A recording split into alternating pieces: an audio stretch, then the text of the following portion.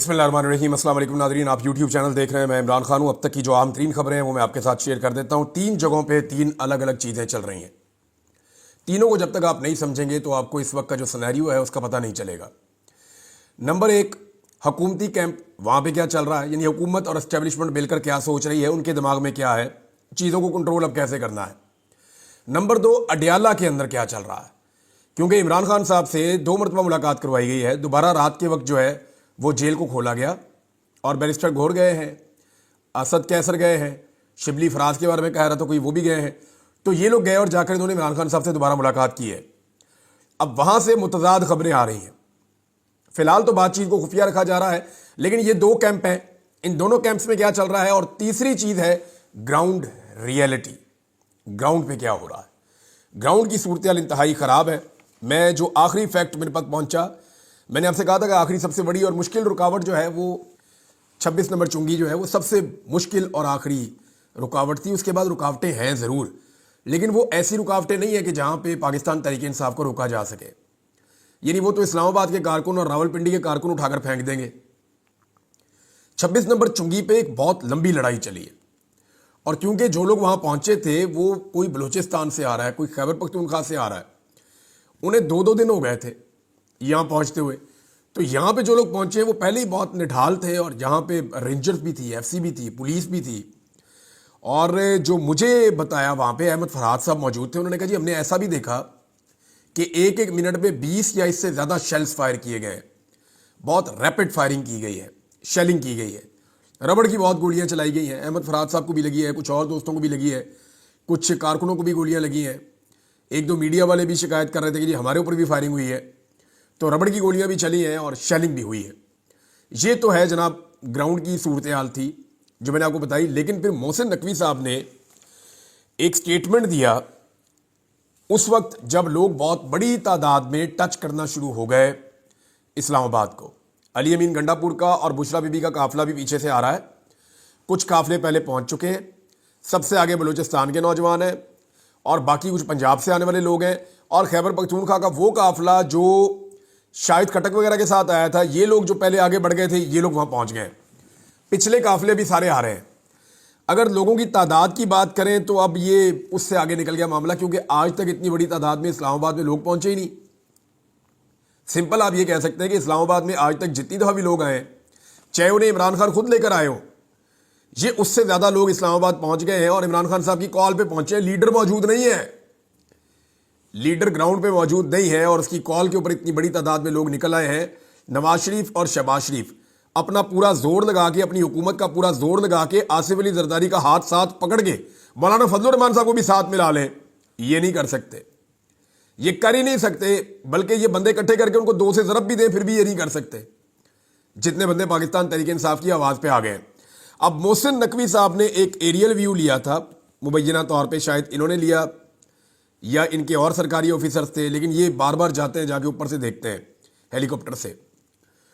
तो जो सूरत हाल है वो इनको हिला देने वाली है। जो ड्रोन की फुटेजेज आ रही हैं वो तो किलोमीटरों तक ऐसे देखते हैं तो इंसान ही इंसान है, गाड़ियाँ ही गाड़ियाँ हैं। तारीख का सबसे बड़ा काफिला चला हुआ और इस्लामाबाद की तरफ जा रहा है। सारी रुकावटें उन्होंने उखाड़ दी हैं रास्ते में से, हर चीज़ उन्होंने, वो आग का दरिया अबूर करके आए हैं, लेकिन वो पहुँच गए। अब जो फ्रंट पे लोग हैं उनमें बहुत बड़ी तादाद कबाइलियों की भी थी, जो 26 नंबर के ऊपर पुलिस को और रेंजर्स को हटाने की कोशिश कर रहे थे। साइडों से पाकिस्तान तहरीक इंसाफ आगे बढ़ना शुरू हुई दोनों तरफ से, लेकिन बात बन नहीं रही थी। फिर अलीमा खान साहिबा रावलपिंडी के क्राउड को लेके, वहां के नौजवानों को लेकर 26 नंबर चुरंगी या तरनौल का इलाका जो उसकी बैक साइड से आई। तो जब 2 तरफ से लोग आए तो वहां पुलिस बहुत ज़्यादा परेशान हो गई और रेंजर्स के लिए, पुलिस के लिए एक नई सिचुएशन पैदा हो गई। मोहसिन नकवी साहब जो है उन्होंने उस वक्त एक धमकी जारी की, और जो उन्होंने धमकी दी, मैं चाहता हूं कि वो धमकी मैं आपको सुनवाऊं ताकि आपको पता चले कि उन्होंने क्या कहा और उस धमकी के बाद हुआ क्या। ये कोई छोटी बात नहीं है, ये एक बड़ा इंसिडेंट है जो हुआ है, और ये डेलिबरेटली हुआ है। ये जरा आप मोहसिन नकवी साहब को सुने कि उन्होंने क्या कहा। वहाँ पे हमारे लिए अभी भी रेंजर्स के पास कितना देर लगती है कि हम वहाँ पे 5 मिनट फायरिंग होनी है तो उसके बाद वहाँ बंदा नजर नहीं आएगा, लेकिन हम लोग कह रहे हैं सबर सबर सबर। ये मोहसिन नकवी साहब की धमकी दी कि जी 5 मिनट फायरिंग हमने करनी है रेंजर्स को बुला के, اس کے بعد وہاں کوئی بندہ نظر نہیں آئے گا. یہ محسن نقوی صاحب آپ کی خام خیالی ہے. اور یہ قوم جا کے انڈیا کے ساتھ لڑتی رہی ہے. یہ وہ پشتون ہیں جنہوں نے آزاد کشمیر جو آج آپ کے پاس ہے پاکستان میں، جس کو آج آپ ڈسون کر رہے تھے، وہ آزاد کشمیر انہوں نے چھڑوایا ہوا ہے. بزدل تھوڑی ہیں محسن نقوی صاحب، وہ پاکستانی ہیں، دلیر لوگ ہیں. آپ گولیاں چلا کر دیکھ لیں، گولیاں آپ نے ماری بھی ہیں. محسن نقوی کے اس سٹیٹمنٹ کے بعد سٹیٹ فائرنگ ہوتی ہے. یہ جیسے ہی محسن نقوی کا سٹیٹمنٹ آتا ہے، میں نے تو اس پہ ٹویٹ کیا کہ یہ تو کوئی نارمل آدمی کہہ ہی نہیں سکتا. بہت سارے لوگ یہ ابھی حیران تھے کہ یہ محسن نقوی نے یہ زبان کس کی بولی ہے، وہ یہ بات کر کیسے سکتا ہے. ابھی اس پہ بات ہو رہی تھی کہ اچانک سے خبر آتی ہے کہ اسٹیٹ فائرنگ ہو گئی ہے پبلک کے اوپر، اسی جگہ پہ جہاں آخری بڑی لڑائی چل رہی تھی. اور 20 کے قریب نوجوان پاکستان تحریک انصاف نے مبینہ طور پہ رپورٹ کی ہے، کچھ لوگ اس سے زیادہ بتا رہے تھے، ان کو گولیاں لگ گئیں. اور یہ جو اسٹیٹ بلٹس لگی ہیں، ان سے ابھی تک کسی کی جان جانے کا واقعہ تو نہیں ابھی تک رپورٹ ہوا، لیکن یہ رپورٹ ہوا ہے کہ لوگوں کو گولیاں لگیں اور گولیاں لگے ہوئے ان کے زخم نظر آ رہے ہیں، سوراخ، اور ان کو طبی امداد کے لیے پھر پیچھے ہٹایا گیا. اب میں نے احتشام عباسی صاحب سے بات کیا، یہ جرنلسٹ ہیں، وہاں موقع پر موجود تھے. میری رضی طاہر صاحب سے بھی بات ہوئی، ان کی ٹیم وہاں موجود ہے. صدیق جان صاحب کی ٹیم وہاں پہ موجود ہے، اور کچھ ہمارے صحافی دوست ہیں وہاں موجود ہیں. میری ان سے بات ہوئی، انہوں نے کہا جی ایک بڑی عجیب چیز ہو رہی ہے وہاں پہ. اور یہ کیا ہو رہا ہے؟ انہوں نے کہا جی جب گولی چلتی ہے تو بھگدڑ مچتی ہے. ہم نے بہت دفعہ گولی چلتے ہوئے دیکھی ہے، ہم نے بار بار دیکھا گولی چلتی ہے تو بھگدڑ مچ جاتی ہے. لیکن یہ اسٹریٹ گولی چل رہی تھی، لوگوں کو گولیاں لگ رہی تھی، لڑکے گر رہے تھے، لیکن کوئی نہیں بھاگا. بھگدڑ مچی نہیں، لوگ بھاگے ہی نہیں. بلکہ وہ قبائلی جو آئے ہیں وہاں سے، خیبر پختونخوا کے جو قبائلی بیلٹ ہے وہاں سے جو لوگ آئے ہیں، وہ ابھی اس وقت سب سے آگے آگے ہیں، یا جو بلوچستان سے آئے ہیں وہ سب سے آگے آگے ہیں. تو وہ بہت کھل کر کہہ رہے ہیں کہ بتاؤ عمران خان کدھر ہے، ہم نے ادھر جانا ہے. یہ نہیں، ان کو یہ بھی نہیں پتا. اور ان کو بہت سارے ایسے لوگ ہیں، مجھے جرنلسٹ بتا رہے تھے، ان کو زبان بھی نہیں آتی. وہ کہتے ہیں ان کو ایک ہی بات پتا ہے کہ عمران خان ہے ہمارا لیڈر، ہم اس کو لینے آئے ہیں. وہ دوسری بات ہی نہیں کرتے. انہیں کوئی ڈی چوک، وہ کہتے نہیں عمران خان ڈی چوک میں ہے، عمران خان کدھر ہے، ہم نے عمران خان کو لے کر جانا ہے. اور وہ بالکل نہ گولی چلنے سے وہ گھبرائے، نہ انہیں کسی قسم کی پریشانی ہوئی. جنہیں گولیاں لگی انہیں بھی پریشانی نہیں ہوئی، ان کو وہاں سے پھر ریسکیو کیا گیا، لوگوں میں بھگدڑ نہیں بچی. یہ چیز حکومت کے لیے الارمنگ ہے. یہ وہ لوگ ہیں جو کسی ملک کا ایسٹ ہوتے ہیں، اور ان کو بطور ایسٹ ہی پاکستان نے ہمیشہ ٹریٹ کیا ہے. لیکن آج ریاست ان کے اسلام آباد آنے پہ بجائے ان کو ویلکم کرتی، ان پہ گولیاں چلا رہی ہے. اور یہ گولیاں چلانے کے فوراً بعد جو اگلی چیز رپورٹ ہوئی ہے وہ اس سے زیادہ عجیب ہے. مجھے ایسا لگتا ہے کہ گولی اگریشن میں شاید نہ چلائی گئی ہو، لیکن محسن نقوی کے اسٹیٹمنٹ کے بعد گولی چلانا محسن نقوی کے اوپر ایک بہت بڑی چارج شیٹ ہے. اب یہ ہمیشہ معاملہ رہے گا کہ محسن نقوی نے جیسے ہی کہا کہ ہم سیدھی گولی چلا سکتے ہیں، 5 منٹ میں سب بھاگ جائیں گے، تو اس کے بعد سیدھی گولی چلی، 20 لوگوں کو گولی لگی، لیکن بھاگا تو کوئی نہیں وہاں سے. اب کچھ جو جرنلسٹ ہیں جن سے میری بات ہوئی، انہوں نے کہا جی پولیس نے جو گولی چلائی ہے وہاں پہ، جو سیکورٹی فورسز نے فائرنگ کی ہے، وہ فائرنگ شاید اس لیے نہیں ہوئی کہ وہ بندوں کو مارنا چاہتے ہیں یا بھگانا چاہتے ہیں. انہوں نے کہا وہ فائرنگ اس لیے ہوئی ہے کہ وہ خود وہاں سے نکلنا چاہ رہے تھے. کیونکہ اس کے فوراً بعد مجھے 2 مختلف جرنلسٹ ہیں، ایک نے میسج کر کے بتایا، ایک سے میری بات بھی ہوئی. ان دونوں نے کہا جی کہ جیسے ہی عمران صاحب وہاں پہ گولی چلی ہے اور گولی چلنے کے بعد لوگ زخمی ہوئے ہیں، تو ہم نے اس کے بعد جب دیکھا تو وہاں سے رینجرز اور پولیس اور ایف سی یہ لوگ وہاں سے نکل رہے تھے، اور انہوں نے تیزی سے اس مقام کو چھوڑ دیا ہے. اور ترنول اور وہ جو ایریا ہے 26 کا، ابھی جو اطلاعات ہیں جو وہاں کچھ لوگوں نے مجھے بتائیں، وہ پوری طرح سے تو نہیں وہ مجھے کنفرم کر پا رہے، لیکن انہوں نے کہا جی اس کا ایک بڑا حصہ اب جو ہے وہ پاکستان تحریک انصاف کے قبضے میں، لوگ کنٹینرز کو ایک ایک کر کے ہٹا رہے ہیں اور گرا رہے ہیں. یہ ہے جناب وہاں کی صورتحال اسلام آباد کی. اور جو لوگ آئے ہیں وہ عمران خان کو ڈھونڈ رہے ہیں، یعنی عمران خان کدھر ہے، اس کو ہم چھڑا کر ساتھ لے کر جائیں گے، ہم عمران خان کو لینے آئے ہیں، وہ ہمارا لیڈر ہے، وہ مسلمانوں کا لیڈر ہے. لوگ وہاں یہ بات کر رہے ہیں جو قبائلی آئے ہیں. وہ کہتے ہیں عمران بھی وہ بات ہی نہیں سنتے، انہیں کچھ بھی کہو. اچھا، اب بشرا بی بی جو ہیں وہ بار بار کارکنوں کو ایک ہی بات کہہ رہی ہے کہ ہم نے ڈی چوک پہنچنا ہے، ڈی چوک پہنچنا ہے، ڈی چوک پہنچنا ہے. حکومت کہہ رہی ہے ہم نے ڈی چوک کسی کو جانے نہیں دینا. خواجہ آصف اور محسن نقوی 2 بندے ہیں جنہوں نے دھمکی لگائی ہے. خواجہ آصف نے دھمکی لگائی جناب طاقت کا ہم بھرپور استعمال کریں گے، اگر یہ آنا ہی چاہتے ہیں اور ان کی بریکیں نہیں لگ رہی اور بشرا بی بی ہر حال میں پہنچنا چاہتی ہیں، پیچھے نہیں ہٹنے پہ تیار، تو پھر ہمیں طاقت کا استعمال کرنا ہوگا. اور خواجہ آصف کی دھمکی اور محسن نقوی کی دھمکی کے بعد طاقت کا ہم نے استعمال ہوتا ہوا بھی دیکھا. اب آ جائیں دونوں کیمپس میں ہو کیا رہا. पहले आप ये देख लें कि हुकूमत ने ऑफर क्या किया। हुकूमत ने पहले ऑफर किया सुबह आप जाके मिलने, मुलाकात का दिन नहीं था, 2 घंटे मुलाकात हुई। फिर हुकूमत ने रात के अंधेरे में दोबारा मौका दिया कि जाके फिर मिल लें। ये लोग जाकर दोबारा मिले, लेकिन हुकूमत ने जो ऑफर दी है अब वो ये दी थी कि जनाब आप जाकर मिलें और हम आपको जगह दे देते हैं संजानी में। संजानी वो जगह है जहां पे वो बहुत बड़ी मवेशी मंडी थी, जहां पाकिस्तान तहरीक इंसाफ को पहले जलसा इन्होंने करवाया, फिर पाकिस्तान तहरीक इंसाफ का मजाक उड़ाते थे। ये कहते थे मवेशी मंडी में मवेशी जाते हैं तो जाओ जी सारे उधर, मजाक भी उड़ाते थे उनका। हालांकि उन्होंने बड़ा तगड़ा जलसा वहां पे किया था, अली अमीन गंडापुर ने किया था। उस जलसे के बाद फिर अली अमीन गंडापुर साहब एक दफा गायब भी हो गए थे, आपको याद होगा। तो अब मामला ये है कि संजानी में कह रहे हैं जी आप वहां जाके अपना पड़ाव डाल लें, बहुत बड़ी जगह है, सारे वहां इकट्ठे हो जाएं, हम जो सुबह जो है वो फर्दर चीजें देखेंगे क्या करना है, कैसे होना है। लेकिन इस पे पाकिस्तान तहरीक इंसाफ के लोग अभी तक बता रहे हैं कि कोई आमादगी जाहिर नहीं हुई कि संजानी में जाकर बैठना है। मे भी इमरान खान साहब या पार्टी किसी नतीजे पे पहुंचे हैं, लेकिन हुकूमत की इसके अंदर चाल क्या है। हुकूमत सुबह अदालतों का सहारा लेगी, अदालतों में जाएगी और अदालतों में कहेगी देखें जी आपने मना किया था, हमने उनसे बात की थी, वो फिर भी आ गए हैं, वो यहां पहुंचे हुए हैं, तो हम इनको कैसे टैकल करें। वो मामला को और तरफ ले जाएगी हुकूमत, और वो इसको एक डील की तरह की शक्ल देने की कोशिश करेगी ताकि इमरान खान साहब का जो एक नैरेटिव है उसको नुकसान पहुंचे। दूसरी तरफ जो इतलात आ रही है, कुछ लोग ये बड़े वसूख से कह रहे हैं, मैं अभी आपको कंफर्म नहीं कर सकता, कि इमरान खान ने फिलहाल यही कहा है कि डी चौक पहुंचो, संजानी को छोड़ दें। वैसे भी अब जो 26 नंबर चुंगी है वो क्रॉस हो गई मुबैना तौर पे, और अगर वहां कोई मुजामत रह गई है तो वो इतनी बड़ी है नहीं, और इससे आगे वाली जो रुकावटें हैं वो इतनी तगड़ी नहीं है कि जिनको अबूर ना किया जा सके। तो हुकूमत के कैंप में अभी भी वो ये सोच रहे हैं कुछ साजिश करके किसी तरह किसी भी पाकिस्तान तहरीक इंसाफ को वापस भिजवाया जाए और एहतजाज के इस मोमेंटम को तोड़ दिया जाए, क्योंकि हुकूमत ये जानती है कि अगर आज ये लोग वापस चले गए तो इनको वापस आने में महीने लग जाएंगे, महीने नहीं तो कम से कम 1-2 महीने हुकूमत को मिल जाएंगे, और 1-2 महीने बाद सूरतों में बहुत होते हैं। इंटरनेशनल प्रेशर इस वक्त अपनी पीक पे है, इतना इंटरनेशनल प्रेशर इससे पहले कभी नहीं था। जो ओवरसीज पाकिस्तानियों ने कर दिया है वो पाकिस्तान का नहीं वर्ल्ड रिकॉर्ड बना हुआ है।